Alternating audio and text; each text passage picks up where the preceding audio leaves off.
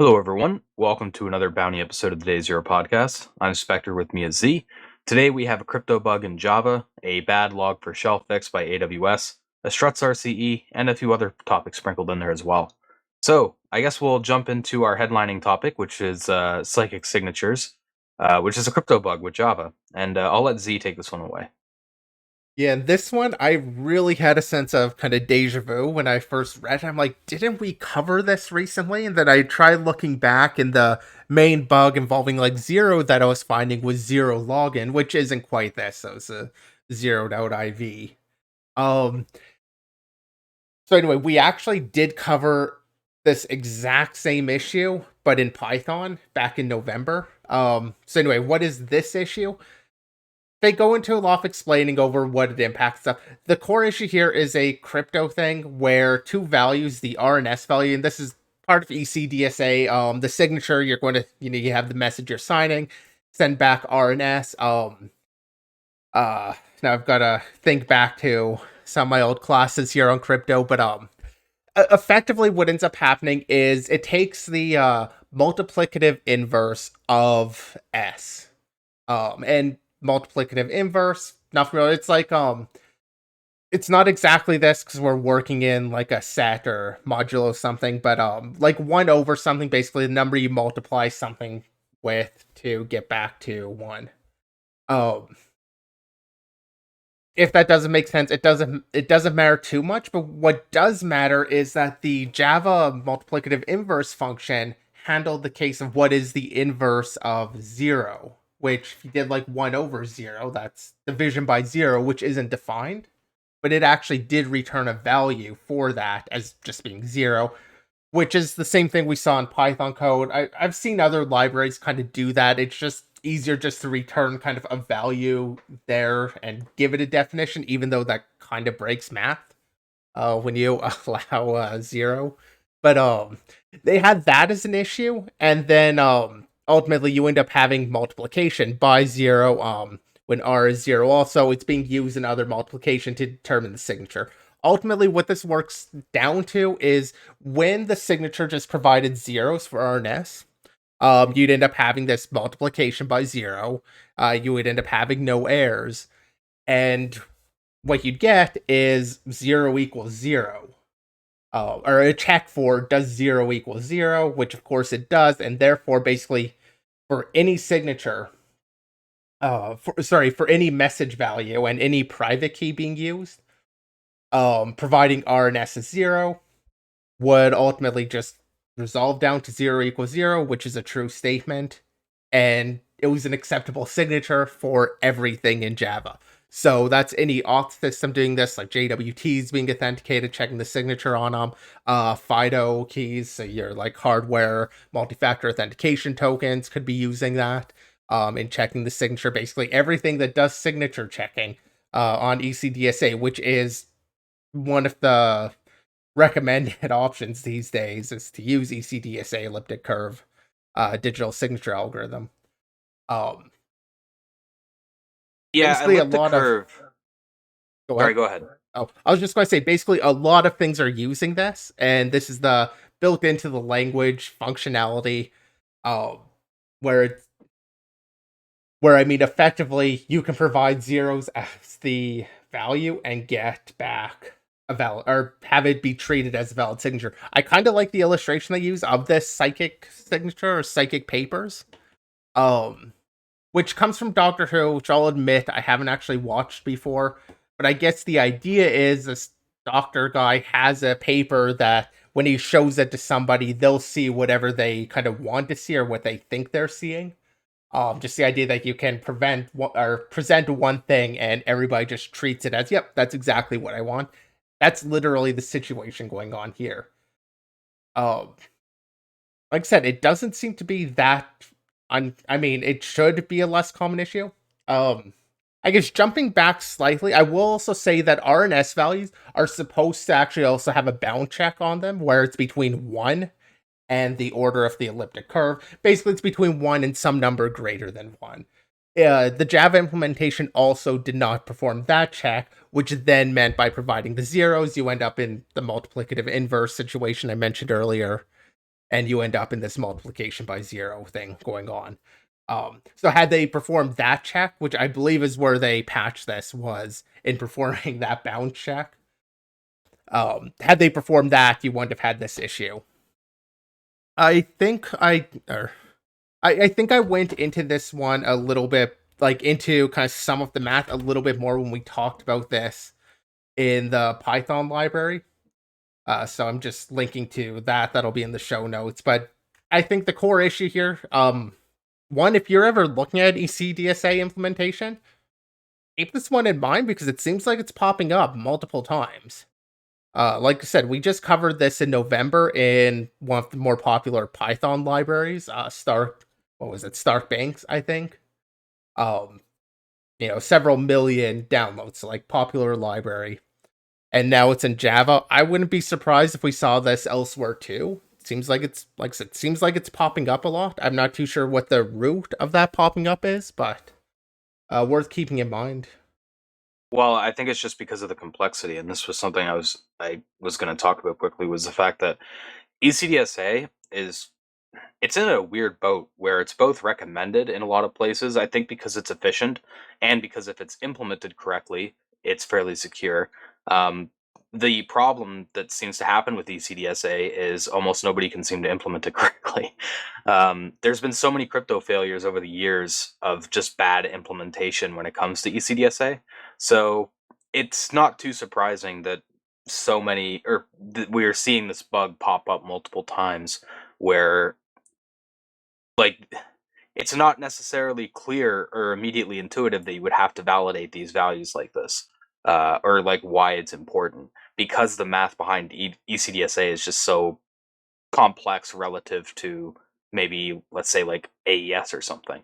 um, Not to say that AES is super easy, but it's a little bit easier to understand what's going on, from a higher level, I think, than ECDSA is. I, So I mean, yes, I think part of that's just probably the fact that it's like the elliptic curves. Most people just don't have an intuitive understanding of like elliptic curves and math on curves, and all of that.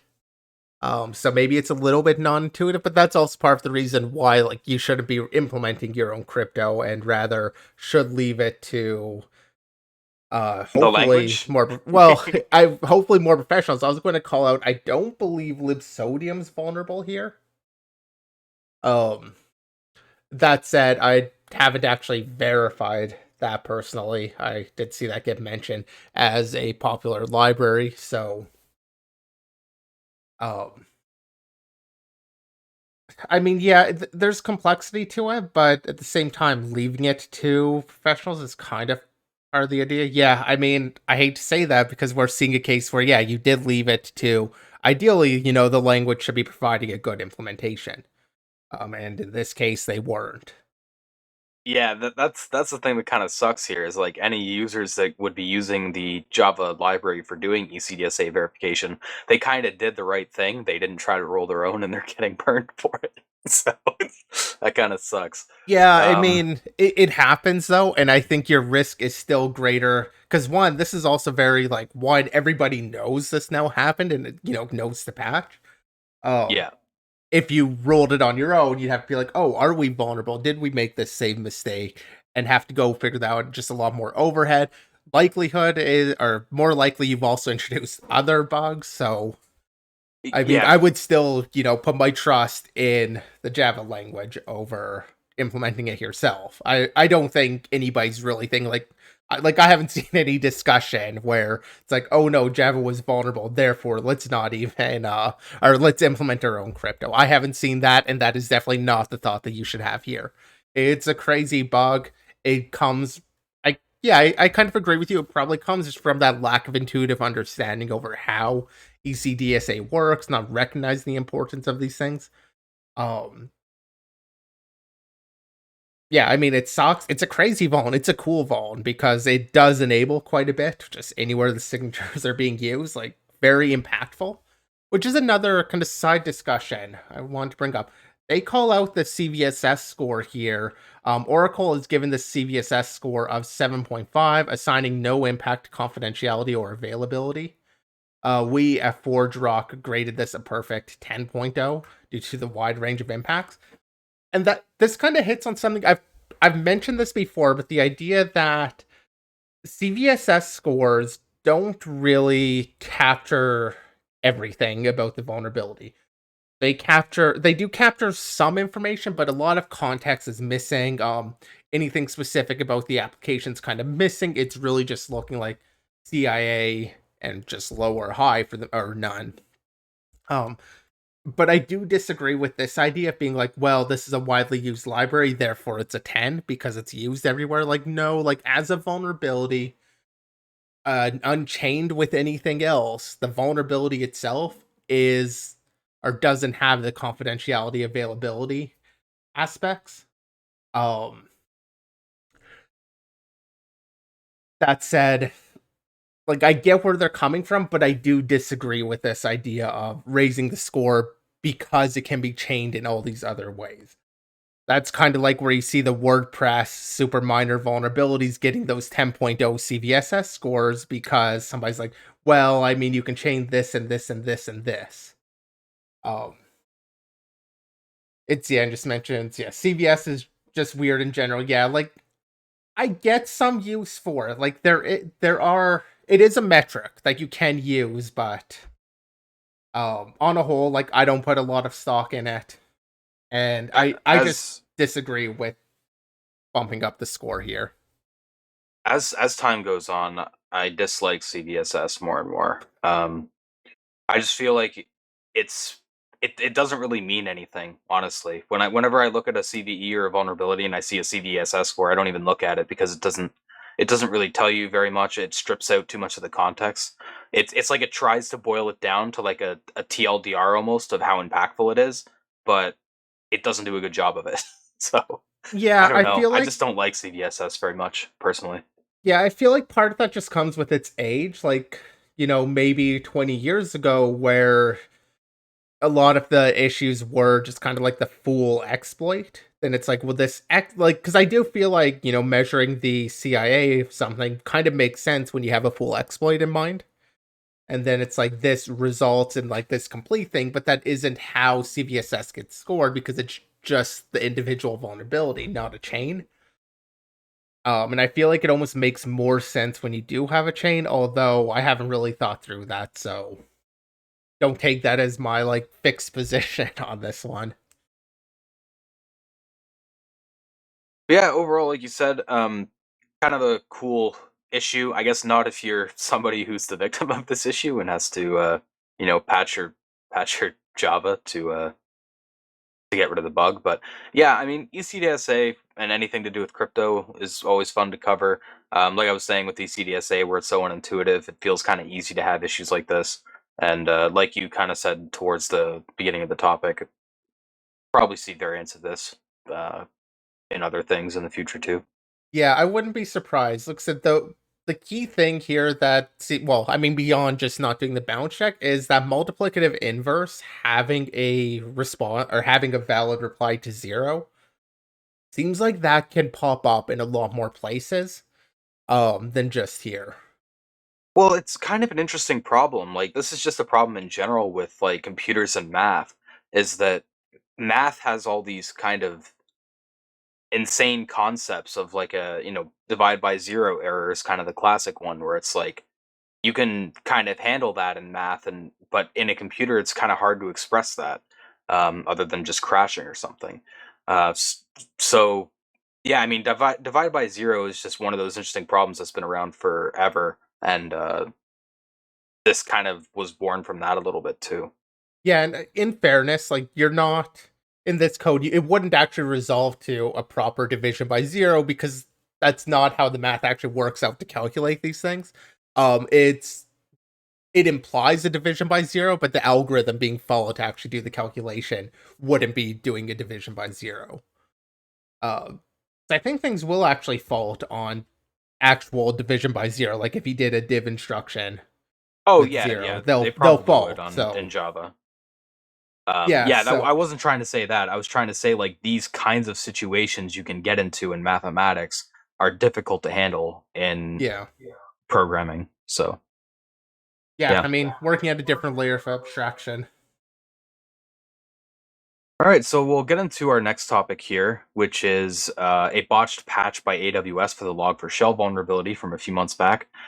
For those interested in that bug, we covered it on December 14th, I believe.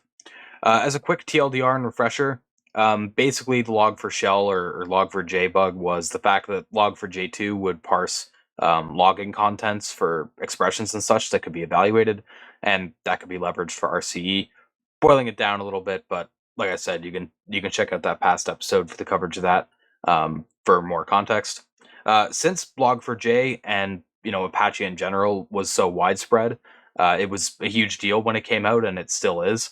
And as such, AWS released some hot patching solutions for services to use in the form of like RPM packages, a daemon set for Kubernetes clusters, and a set of OCI hooks called Hotdog for bottle rocket hosts.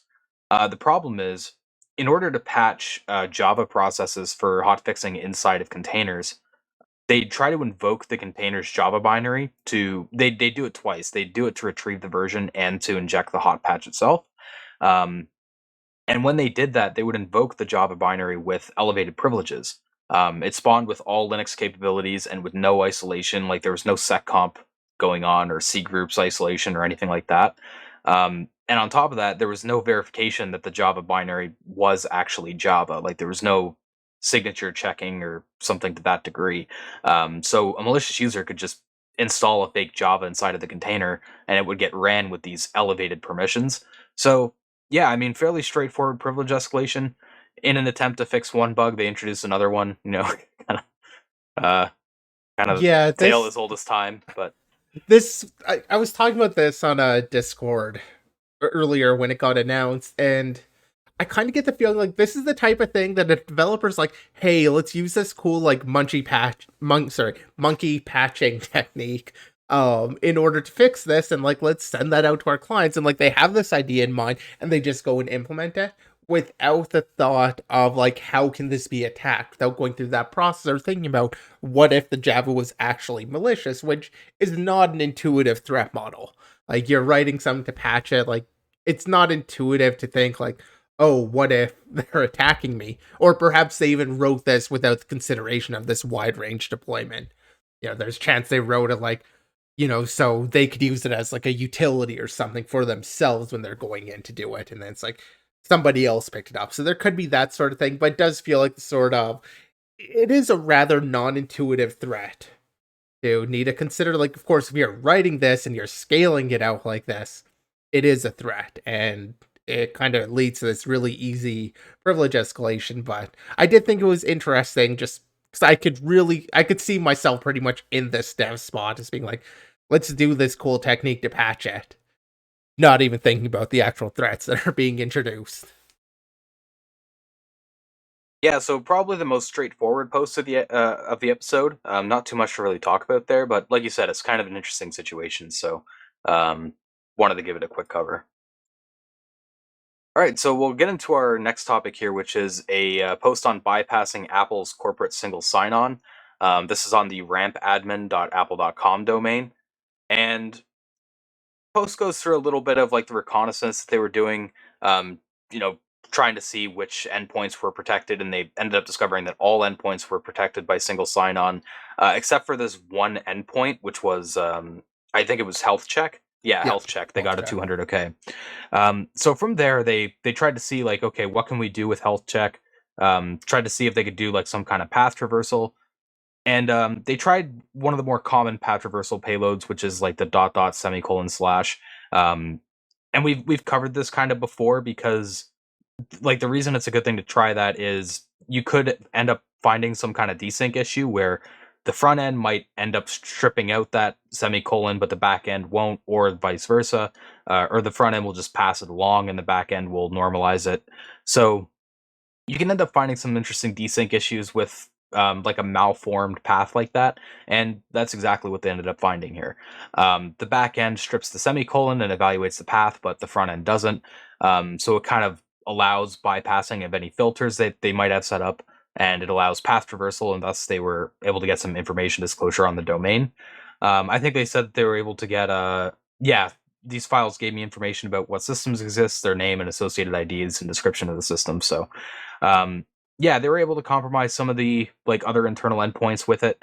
Don't have too much information on like the background of why this works, but that's kind of the nature of like this kind of bounty research. The researcher probably didn't have too much knowledge of the back end either. They just kind of checked it and it's like, oh, it works, and then to try to see how far they could take it from there. So, Yeah, I mean, um, you do kind of hit yeah, on it, though.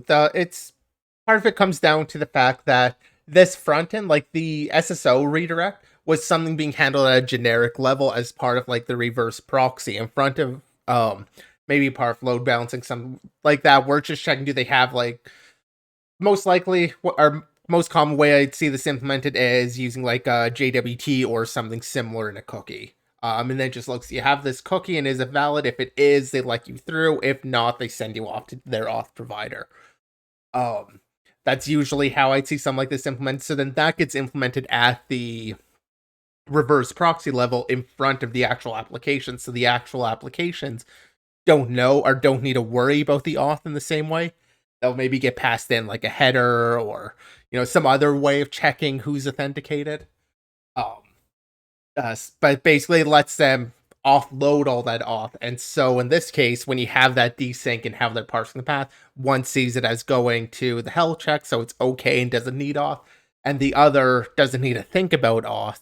You end up in this situation where you can kind of or navigate through the I guess the holes in the defense, kind of like, Swiss cheese, just lining up the layers or lining up the holes a bit. that's a good analogy. I like that one. All right, so we'll move on to our struts issue, which was struts RCE, exploiting an RCE in Apache struts, which I'll pass over to C. Yeah, and this one, it's fairly straightforward. The core issue here is it's a double evaluation. Specifically double OGNL evaluation. Effectively, all that kind of means is, imagine you have a templating language like well, whatever templating language, but you might write something yeah, here's an example there where you'll just put some value in an attribute templating language. You tell like, yeah, fill with this value. And a double evaluation is where you have the value filled in there. It fills in, like resolves it down to what it's supposed to be, and then it resolves what it resolved again. So basically doing it twice, and now if that's user controlled data, the user now controls what's being looked up rather than it being just like, oh, I just want their username there. I didn't want this whatever other evaluation. So in a templating language, maybe that's damaging because you can include a variable that you didn't expect to be included. With OGNL, this gets a little bit more interesting.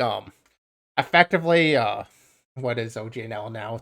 I forget what it stands for. I think it is somewhere in here, but it's a very expressive little language here that's used within like Apache Commons a lot. Yeah, it's Commons library. object.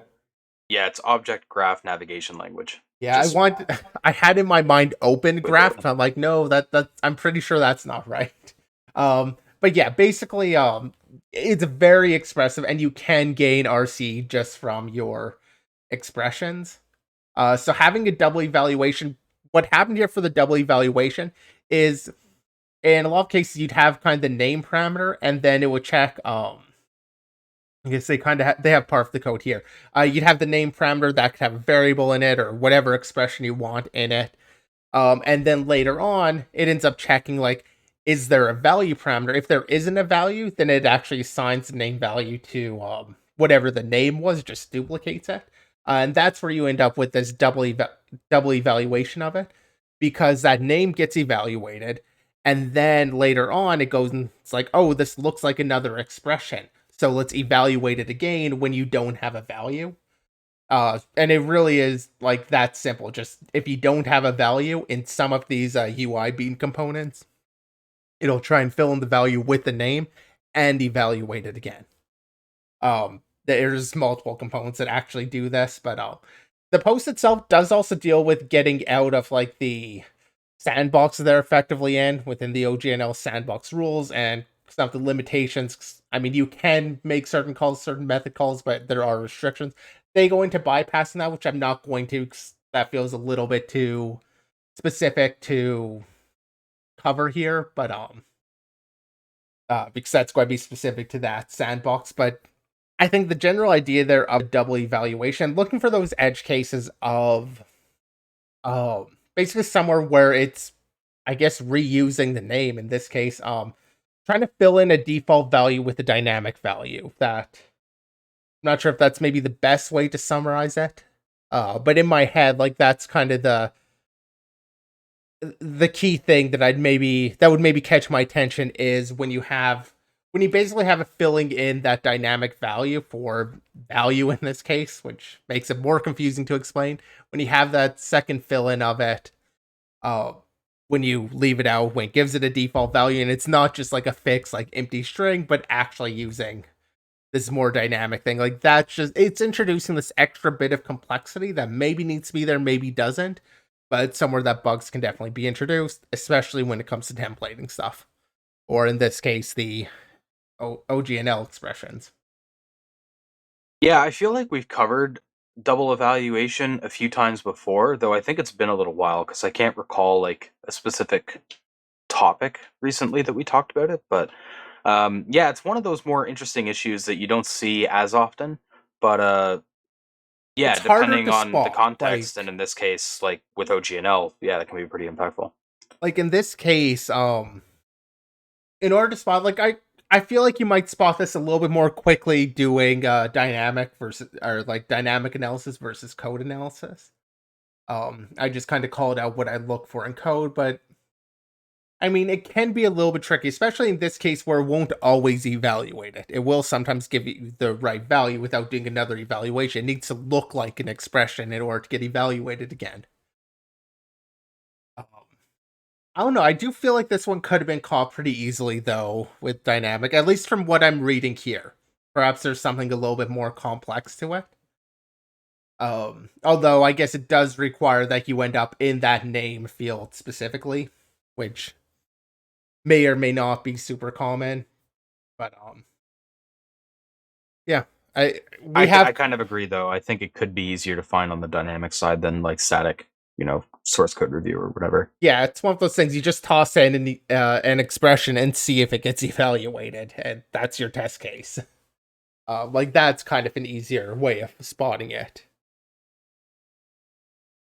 Yeah. All right, so we'll get into our last exploit topic here, which is a Project Zero report on Qualcomm's bluez Bluetooth stack. And it's a fairly high level report as far as Project Zero stuff typically goes. We don't get to cover them on the Bounty episode too often, so it's cool to be able to do so today. The issue here is simply the fact that when bluez identifies and associates controllers with stored link keys, it uses a device provided address, and it doesn't use any other like secret or information that can't be spoofed. So a malicious device can imposter the built-in Bluetooth controller, set its address to match that of the internal Bluetooth controller, and then perform a physical attack to steal the Bluetooth link key, which is pretty impactful because, as Jan Horn points out in this report, not only can these keys be used to allow impersonation of both sides of the pairing, but it also permits decrypting sniffed Bluetooth radio traffic, which can then compromise all previous and future communications that might have been captured between a victim device pairing. So it's kind of got this interesting impact where you can compromise things in the past and going into the future as well. Um, so yeah, I mean, fairly straightforward, especially when you're talking about Project Zero reports. There is also a few bonus issues towards the bottom of the post, which I won't really get into because they're memory corruption. But there's also a use after free and double free that they mentioned there, and they didn't really investigate it too much because they weren't really looking for memory corruption. I don't think they just kind of noticed it when they tried the POC for the original issue, and they found they were triggering in a sand crash on the Pixelbook and Linux laptops. So they just kind of stumbled into it, it seems. But yeah, the original issue is just the fact that devices can spoof their own Bluetooth address, and there's no consideration for that by bluez. Yeah, and I kind of thought this was worth mentioning on the episode. Not so much because I expect a lot of bounty hunters to jump to looking at bluez. One, I don't even think there was a bounty here, but just because I feel like a lot of bounty hunters do overlook or maybe focus on the web stuff and not look at the desktop application and stuff, which a lot of bounty programs do have some desktop applications. Not a ton, but like there is a good number that at least offers something there on the desktop. And these application level issues where this is a fairly straightforward issue that you could go and look for. Sure, maybe not this specific one, but this idea of just like you self-report your identifier and it trusts it is a very common issue across any type of application. And yeah, it exists here and had a rather impactful thing with the Bluetooth controller.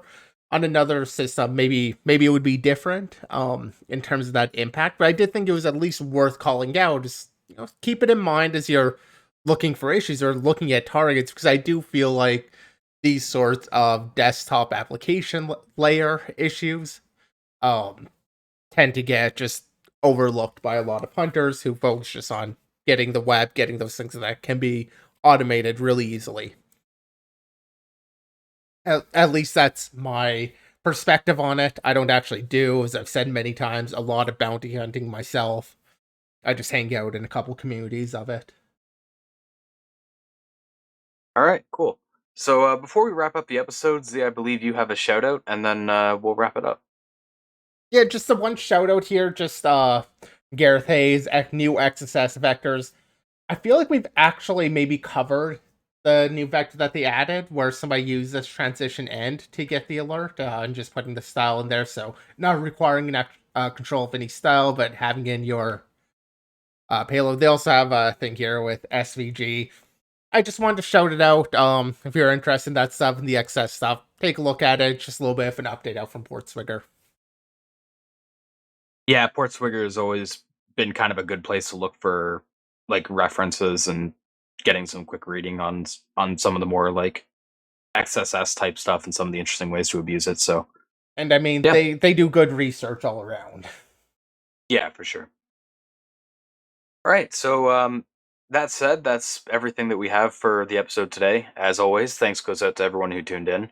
VOD will be up on YouTube, Spotify, and other platforms tomorrow. Remember to check out our website or chat for Twitter and Discord links and some of our other links there as well. And we'll be back for binary topics tomorrow, which is at 7 p.m. Eastern, 4 p.m. Pacific. And we'll hopefully see you then.